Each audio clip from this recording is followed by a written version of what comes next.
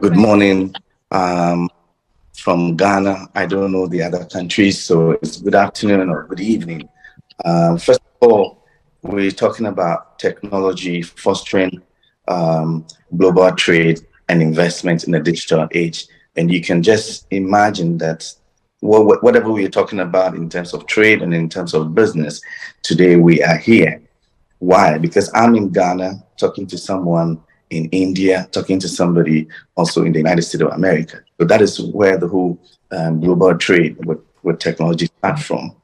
And in this era where there's a lot of innovations that has got to do with technology, we cannot sit aloof. However, people also misuse that opportunity. There's a bad side also to technology and also good side to technology. But what is important is that how are we able to do business across the globe, just sitting at one corner of your house or one corner of your office? And this technology has really helped most of the SMEs, one, for expansion, and two, also to operate using a small basic or fundamental funding. Those days you have to move from one. Let's say you're in Ghana, you want to go to Kenya, you want to go to South Africa to do business, you have to move there physically. What am I talking about? I'm talking about the fact that technology has now broken down the traditional ways or the traditional barriers of doing business. Therefore, technology innovation has facilitated global trade by significantly reducing barriers towards entry. Traditionally, trade was hindered. Like I said, you cannot do business expansion because you need to travel to that same country just to talk to the people face to face. But today, here we are that I'm talking to you from Ghana and to the rest of the world. One of the key things that we have to also notice that we cannot do business globally without collaboration. There's a need for us to collaborate. There's a need for us to work together as a team, because I think those who develop some of these apps, let's say blockchain, let's say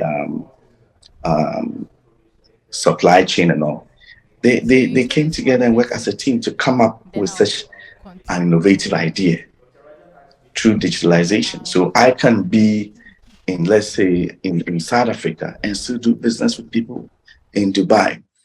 However, we have to also take away the negativity that doesn't help us to grow in business. What am I talking about? When people use technology to defraud others, when people use technology to impersonate others in a bad way, that is not what is meant to be. We have to also try as much as possible to project the positive aspect of technology.